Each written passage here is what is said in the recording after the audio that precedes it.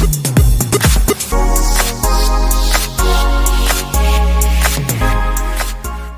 ိတ်လိုက် ဆရာနောက်ကျောအစီကြရှင်လို့ဘယ် exercise တွေလုပ်ရ နောက်ကြောစီကြရှင်လို့ဘယ် exercise လုပ်ရမလဲစားရရှော့ဘာလို့ရှိရဘောကွာနောက်ကြောစီကြဖို့အတွက်ဆိုရင်တော့နောက်ကြောထိစေ exercise လုပ်ရမယ်ဆိုတော့မဟုတ်ဒီ exercise လုပ်တာနဲ့ဒီစီကြမယ်အဲ့လိုတော့မရှိဘူးအစီကြရှင်နေဆိုရင်တော့စားရရှော့မှရမှာစားတဲ့ calorie short ရဆိုရင်တော့ weight ကကျသွားမယ် weight ကျတယ်ဆိုရင်စီလေးပါသွားမှာပဲမေးချင်တာကနောက်ကြောချစ်ချစ်လေးဖြစ်ရှင်လို့ဘယ်လိုလုပ်ရမှာလဲအဲ့မေးချင်တာဟုတ်တယ်မလား okay လာနောက်ကျောအတွက်အိမ်မာလေးလုပ်လို့ရမယ်နီလန်ပြန်ကျင်မာလေးလုပ်လို့ရမယ်နီလန်နှမျိုးပြမယ်အိမ်မာဆိုရင်တော့ weight တုံးနှစ်တုံးပဲလိုအပ်မှာအိမ်မာလုပ်လို့ရတဲ့ exercise အရင်ပြမယ်ပထမဆုံး exercise အနေနဲ့ရော့ weight တုံးတစ်တုံးပဲသုံးမယ်မှီလို့ရတဲ့နေရာတစ်နေရာရှာလိုက်ဗျာအိမ်မာဆိုရင်တော့မှီလို့ရတဲ့စပွဲပိုင်းညာရှိမယ်ခုံးပိုင်းညာရှိမယ်ဒီမှာတစ်နေရာမှာဒီလိုလေးထောက်ထားပေးမယ်နောက်ကျောလေးကိုဖြောက်ပြီးတင်ပါလေးကိုအနောက်ဒီလိုပြက်တယ်ဒီလိုလေးနောက်ကျောလေးကိုဖြောက်ထားတယ် weight တုံးကိုအောက်တစ်ဒီလိုချတယ်ဒီလိုပုံစံဒီမှာတွေ့ရမလားခြေထောက်ခြေကိုကြည့်ပခုံးခြေထောက်တင်ပါလေးကိုအနောက်ပြစ်ထားတွေ့လားနောက်ကျောဖြောက်ထားတယ် weight တုံးကအောက်တစ်ဒီလိုလေးတက်တောင်ကိုခံတောင်နဲ့ကပ်ပြီးဒီလိုလေးဆွဲလိုက်ဒီ weight တုံးကအပေါ်ဒီလိုမမအောင်ဒီလိုမမအောင် weight တုံးကိုခါကိုဒီလိုဆွဲလိုက်ရင်အုပ်စီကိုဒီလိုမဆွဲဘူးအောက်တစ်ကနေခါစီကိုဆွဲတက်တောင်ကတ်ထားတွေ့လားထိန်းပြီးအောက်ထိပြန်ချပြန်ဆွဲထိန်းပြီးပြန်ချဒါပဲလုပ်ကြည့် okay တနေရာမှာမှီထားတယ်လိုလေးမှီထားတယ်လက်တေချာလေးမှီထားနော်ထောက်ထားတာကွာလက်နဲ့ထောက်ထားတာဒီလေးနေခွေပြီးတင်ပါအောင်နေပြလူအောက်နေဖို့ချဒီခန္ဓာကိုအောက်နေဖို့ချလူကအောက်ကောင်းအောက်ကြည့်အဲဒီလိုလေးနောက်ကျော်လေးဖြောင်းထားတယ် okay ဒီနားလောက်ကနေတက်တောင်ခန္ဓာကိုနဲ့ကပ်ပြီး weight တုံးကိုအဲ့လိုလေးဆွဲပဲအပေါ်ထိဆွဲစရာမလိုအောက်ထိထိန်းပြီးချ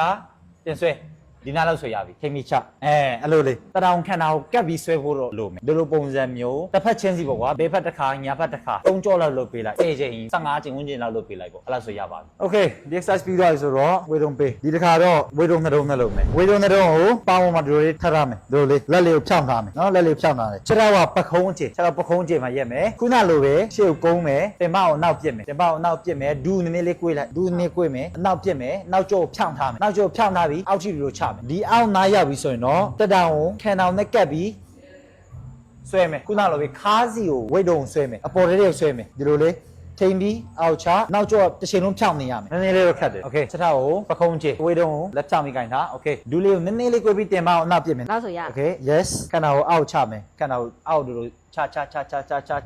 အဲ့လောက်ဆွဲရပြီတက်တောင်ခန္ဓာကိုနဲ့ကပ်ပြီးဆွဲလိုက်အဲ့လိုလေးအောက်ထိပြန်ချမယ်နော်ပြန်ဆွဲပြန်ချအားပြပြန်ဆွဲဒါပါပဲဒီ exercise ဆိုလေခုန exercise လိုပဲ3ကြောတစ်ကြောကို10ချိန်15ချိန်ဝန်းကျင်အဲ့လောက်ဆိုရပြီနောက် exercise ကတော့ခုနနဲ့တူတူပဲဒါပေမဲ့လုပ်တဲ့နည်းလဲနည်းနည်းလေးကွာတယ်ခုနလုပ်တဲ့အတိုင်းပဲတူတူပဲအကုန်လုံး step by step အကုန်လုံးတူပဲခြေထောက်ကိုပခုံးချေ weight တုံးကိုခြေထောက်ရှိမှလို့လည်းကင်တာအောက်ထိချ then တက်တောင်ကားပြီးမှဒီဟာတက်တောင်ကားမှကွာချမှokay လက်ကြည့်မယ်ခုနလိုပဲပခုံးကျင်နေရဲ့ဝေတုံကိုင်းတာတင်မအောင်နောက်ပြစ်ပြီးချမယ်ခဏအောင် okay တရောင်ကားပြီးဆွဲလိုက်ထားမှာနော်တရောင်ကားပြီးဆွဲလိုက်ဆွဲပြီနော် yes အဲ့လိုနည်းနည်းလေးကွာသွားဖို့ကွာဆွဲထိမိချပြမဒါပါပဲဒီကောင်လေခုနလိုပဲ3ကြော10ချိန်နဲ့15ချိန် that's it အိမ်မှာလုပ်နေဆိုရင်ဒီ exercise 3ခုလုပ်တာနဲ့စင်ပြေအိမ်မှာလုပ်လို့ရတဲ့ exercise 3ခုပြပြီးသွားပြီဆိုတော့ကျင်မှာလုပ်လို့ရတဲ့ exercise 3ခုပြမယ်ပထမဆုံး exercise နဲ့ left foot down လုပ်မယ်မလုပ်ခင်မှာဘယ်လိုလုပ်မလဲဆိုရင်ပြမယ်ဒီမှာလက်လေးကိုတိုင်ထားမယ်ခြေထောက်ကိုဒီထဲကိုထည့်မယ်နောက်ကြောကိုနည်းနည်းလေးကော့လိုက်အောက်ထိကိုဆွဲတပြည့်လေးပြန်လှုပ်အားနဲ့အောက်ထိဆွဲလှုပ်ဆွဲဒါပါပဲလုပ်ကြည့်မယ် okay ဟိုခြေထောက်ကိုဟိုးရှေ့ထိဝင်လိုက်နောက်ကြောလေးကိုကော့ထားရင်အုပ်ပေါ်ဆွဲလိုက်အဲ့လိုလေးထိမ့်ပြလွတ်မယ်